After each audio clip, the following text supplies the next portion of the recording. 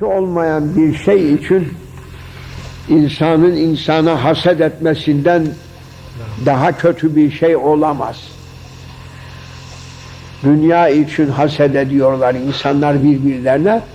Halbuki dünyanın Allah'ın yanında sivrisineğin kanadı kadar kıymeti yok. Olsaydı diyor ben kafirlere içecek bir yudum su vermeyecektim. Bu dünyanın kıymeti sivrisineğin bir kanadı kadar olsaydı benim yanımda diyor Cenab-ı Allah. O kadar kıymetsiz olan bu dünya için insan insana haset ediyor. Hasedin sebebi bu. Hasetten kurtulmanın yolu ne? Dünyanın kıymetini bilmek. Dünyanın kıymetsiz olduğunu bildiğinde, kıymeti nedir dünyanın? Sivrisineğin kanadından da daha kıymetsiz.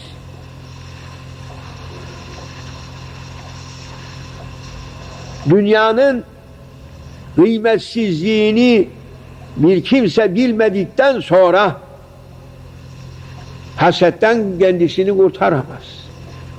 Öyle ya. Dünya senin yanında kıymetli olacak ki başkalarına verilene sen haset edesin. Umum dünya senin gözünden düştükten sonra haset edemezsin. Umum dünya senin gözünden düşmeden hasetten kurtulamazsın. Umum dünya senin kalbinden düşmedikten sonra hakiki iman kazanamazsın. Öyle ya. Gözünden düşecek bütün dünya. Ondan sonra hasedin şerrinden kurtulabilirsin. Kime ne verilse de yahu zaten bütün dünyanın kıymeti yok benim yanımda. Ona verilen çörçöp ne olacak? Hepsi benim yanımda, gözümde yok. Müminin gözünü ve gönlünü Cenab-ı Hak dolduracaktır. Gözünü ve kalbini dünya dolduran insan hasetten kurtulamaz. Hasedini, zulmetinin içerisinde boğulur gider.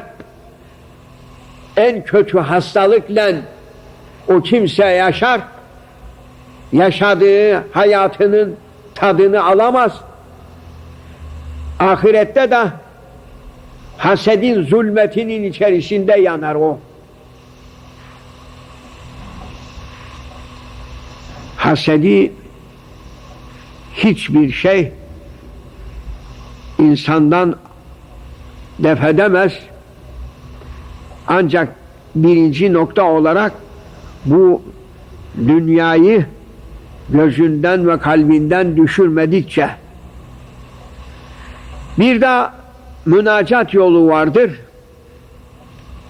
ki dua etmeye de memuruz. Ya Rabbi hasedin şerrinden beni kurtar.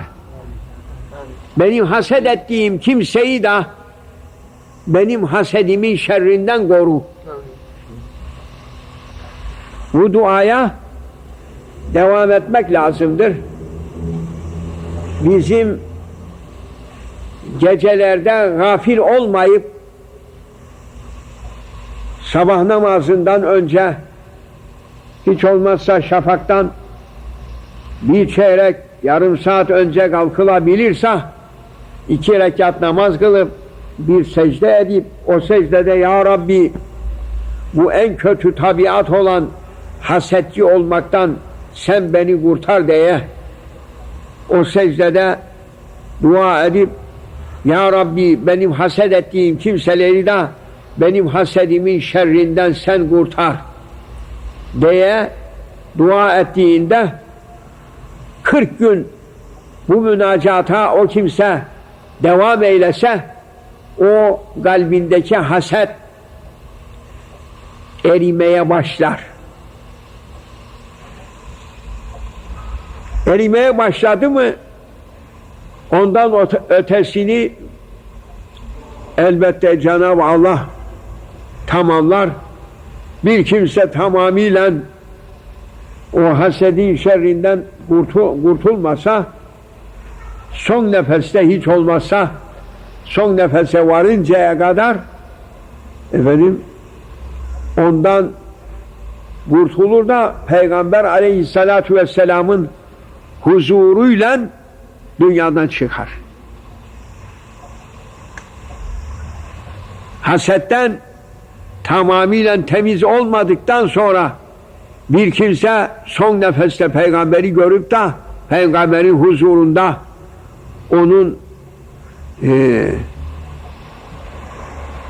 müşahede ettiği o Peygamber-i Zişan'ın o ümmetine telkin edeceği imanı kazanmadan o vakit o kimse dünyadan çıkamaz.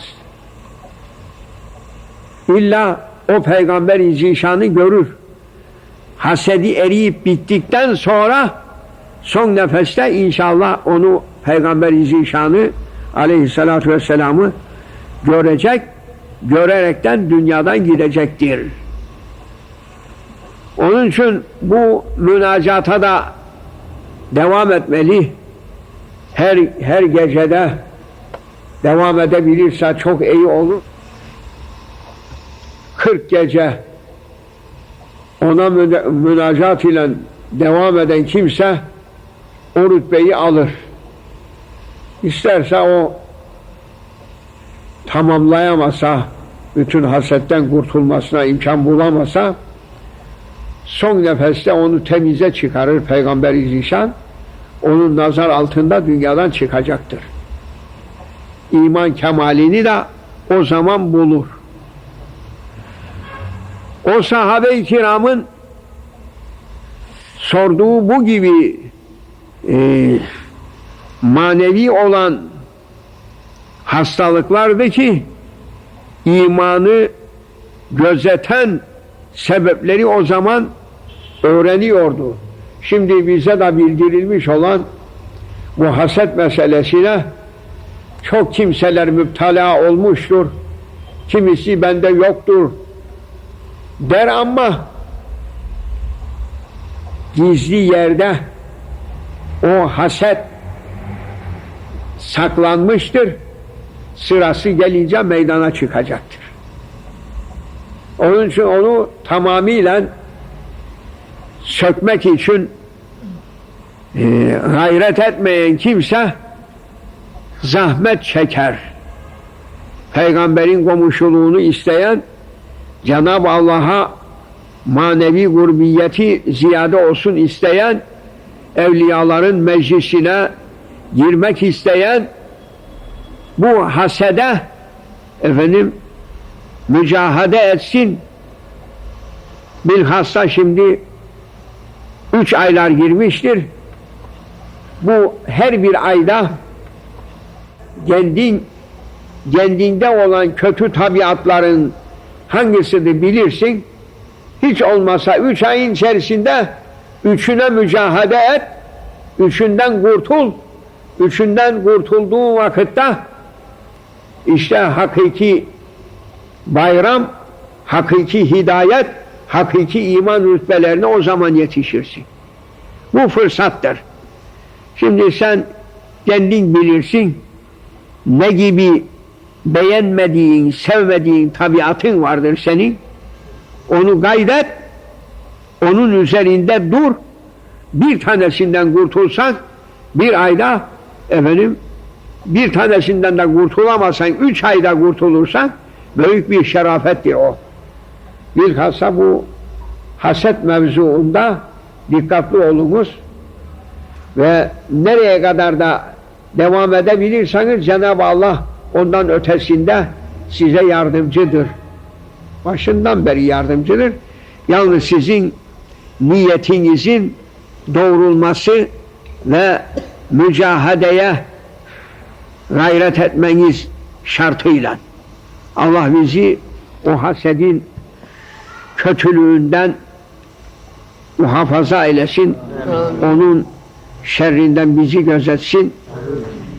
ondan temiz olan kullarından eylesin. Amin. Bi hürmetil Habib, bi hürmetil Fatiha.